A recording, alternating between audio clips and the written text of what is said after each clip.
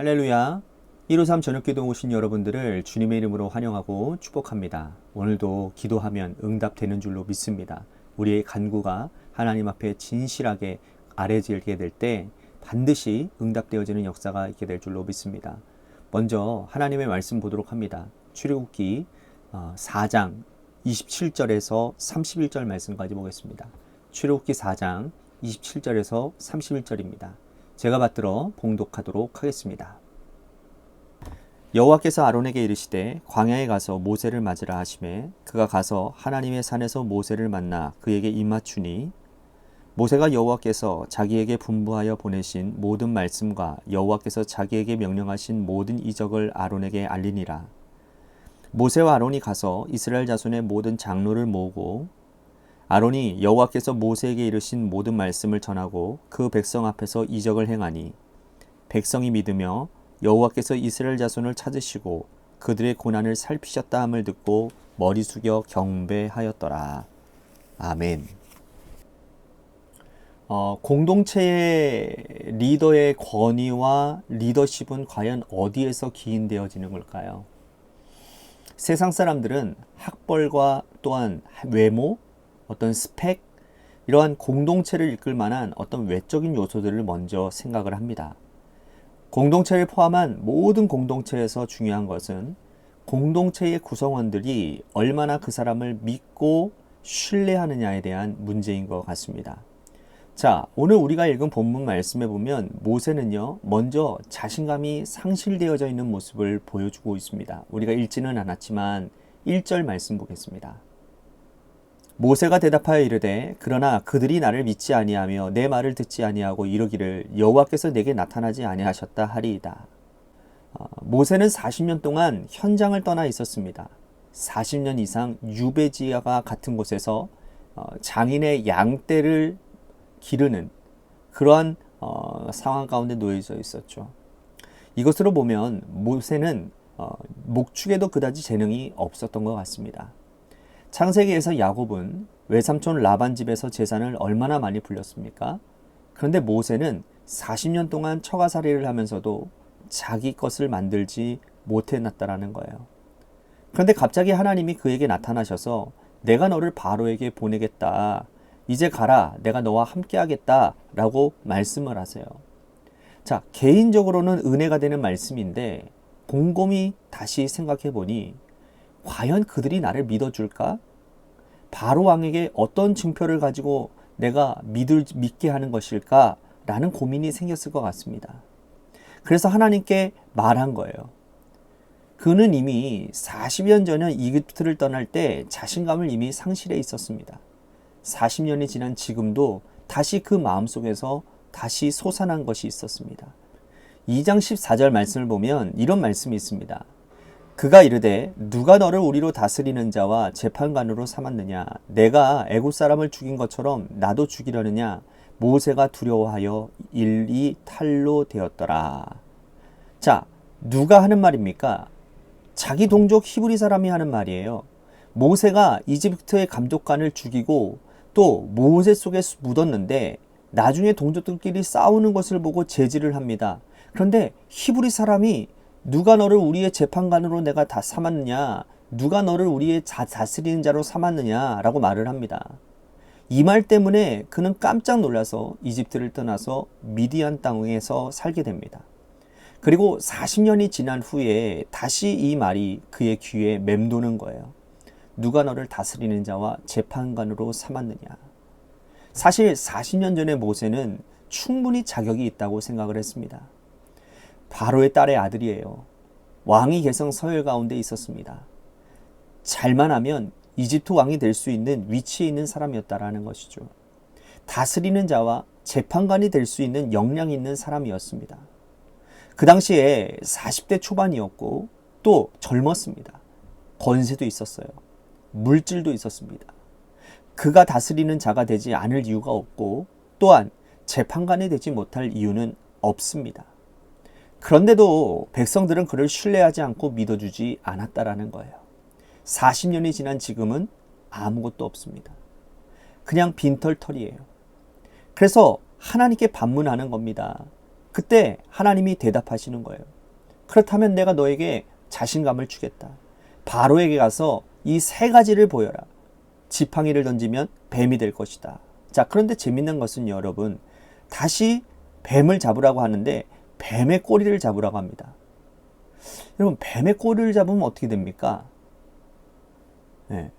뱀은 당연히 잡은 사람을 물겠지요. 그런데 하나님은 뱀이 다시 지팡이가 될 것이라고 하시는 거예요. 자, 이집트 사람들은요, 뱀을 잘 다루는 사람들입니다. 그러나 뱀의 꼬리를 잡아서도 물리지 않는 권위를 너에게 주겠다고 말씀을 하는 거예요. 자, 두 번째는 뭡니까? 네 가슴에 손에 품었다가 넣었다 빼면 나병이 걸려 있을 것이다. 그리고 다시 품에 넣었다가 빼보면 그 손이 나을 것이다 라는 거예요. 자, 이집트 사람들은요, 병이요, 신이 주는 것이라고 믿었습니다. 특별히 나병은요, 고칠 수 없는 천형이에요. 그런데 그 병에 걸렸다가 나았다면 그것은 하나님이 고쳐주시는 것이죠. 자, 세 번째는 나일강입니다. 나일강의 물을 조금 떠다가 부어봐라. 그러면 그 물이 피가 될 것이다. 자, 이집트 사람들은요, 나일강을 생명의 젖줄로 생각했어요. 나일강 유역에서 농사를 짓고 살아갑니다. 나일강에서 흘러나오는 물로 그들은 목축업을 했어요. 그들은 나일강이 없으면 살아갈 엄두를 낼 수 없는 사람들이었습니다. 그런데 나일강이 피가 되게 한다는 것은 뭡니까? 그들에게 하나님의 신적 권위를 보여주신다라는 거예요. 자, 지팡이, 나병, 나일강, 이 세 가지를 보여주면 이집트 사람들이 너를 믿게 될 것이라고 말씀을 하세요. 거기다가 동역자 한 사람, 말 잘하는 사람 아론을 붙여줍니다. 이제 모세는요, 그 말을 믿으려고 합니다. 자, 우리가 여기서 볼 수 있는 것은요, 80세 노인 모세는요, 아무것도 없는 노인이었다라는 거예요. 40년 전에 모세는요, 혈기왕성한 젊은이였고 가진 것도 많은 사람이었어요. 그러나 40년 전에는 하나님이 함께 하심이 없었어요. 하나님이 함께해서 그에게 신적 권위를 준 적이 없었습니다. 지팡이를 준 적도 없고 손에 나병이 발했다가 없애게 해주신 적도 없고 이집트의 나일강의 물을 피로 만들게 하신 하나님이 함께 하심에 대한 권위가 없었다라는 거예요. 그때 모세가 가지고 있었던 것은 권세였고 혈기였고 행위였고 물질이었다라는 거예요. 그러나 그것으로는 사람들의 마음을 사로잡을 수가 없는 거라는 거죠. 영적 권위가 없었기 때문이라는 거예요. 이제 40년이 지난 다음에 그에게 하나님이 부어주시는 신적 권위, 영적 권위가 생겼어요. 그러나 그리고 나서 하나님을 믿고 이집트를 건너갑니다. 자, 오늘 우리가 읽은 31절 말씀 보십시오. 백성이 믿으며 여호와께서 이스라엘 자손을 찾으시고 그들의 고난을 살피셨다 함을 듣고 머리 숙여 경배하였더라. 40년 전과 판이하게 다르지 않습니까? 하나님이 함께 하신다라는 것은 바로 이러한 권위가 있고 능력이 나타나는 법이라는 거예요. 하나님이 우리와 함께 하시면요, 그 옛날 우리가 가졌던 혈기, 힘, 패기, 물질, 그런 능력이 있다 할지라도 그때는 우리가 이루지 못한 일들을 하나님이 함께 하시면 마른 막대기와 같은 사람이 되어도 지금 가능하게 하시는 줄로 믿으시기를 바랍니다. 자, 20절 말씀도 볼까요?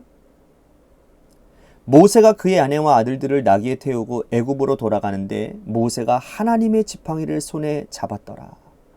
여러분, 이집트로 돌아가는데 얼마나 그 마음에 불안감이 있겠습니까?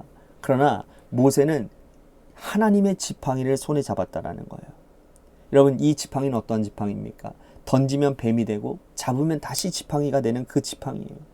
근데 그 지팡이는 산에서 하나하나 꺾어다가 모세가 양을 치고 또 짚고 다니는 그러한 지팡이였어요. 여느 지팡이와 다를 게 없는 똑같은 지팡이였어요. 마른 막대기였습니다. 하지만 하나님이 그와 함께 하시니 그 마른 막대기가, 그 지팡이가 신적 권위를 상징하는 모세의 지팡이가 되었다는 거예요. 모세의 인생과 똑같은 지팡이입니다. 모세는 80이 되어서 마른 막대기 같은 인생이 되었어요. 완전히 말라서 이제는 불타 불타는 불에 던져 넣으면 불쑤시개나 될 그러한 막대기 같은 인생이 되었다라는 거예요. 그런데 그 80세 된 노인이 하나님의 손에 사로잡히니 이스라엘 민족을 구원하게 될 줄 누가 알았겠습니까? 여러분, 지팡이도 그냥 막대기인데 하나님이 역사하시니 그 막대기로 인해서 하나님의 권위를 나타내는 지팡이가 되지 않았습니까? 여러분, 우리의 인생도 마찬가지예요. 우리의 인생도 아무것도 아닌 진짜 마른 막대기 같은 그러한 인생인데 하나님이 우리를 붙잡아 주시면, 하나님이 우리와 함께 하시면 우리의 인생을 통해서 하나님의 놀라운 역사를, 또한 믿지 않는 사람들을 구원케 하는 그런 구원의 도구로 하나님이 우리를 쓰시고 인도하실 줄로 믿으시기를 바라겠습니다. 오늘 말씀 생각하면서 우리 같이 기도했으면 좋겠습니다. 하나님, 내가 하나님 손에 붙잡힌 바 된 인생이 되어 하나님의 놀라운 역사를 이뤄가는 그러한 사람이 되기를 원합니다. 우리 같이 오늘 말씀 생각하면서 그렇게 기도했으면 좋겠습니다. 또 한 가지, 우리 재개발 가운데 놓여져 있는 우리 관악교회를 위해서 간절히 기도해 주시고요. 또한 육신의 질병으로 고통당하는 이주 어린이 권용호 형제님을 위해서 간절히 기도해 주시기를 바랍니다. 또한 이준우 학생을 위해서, 또한 여러분들의 삶의 자리와 여러분들의 자녀들을 위해서 기도하시다가 이 시간 돌아가시기를 바랍니다. 노래 끝날 때까지 우리 같이 합심하여 기도하도록 하겠습니다. 기도하시겠습니다.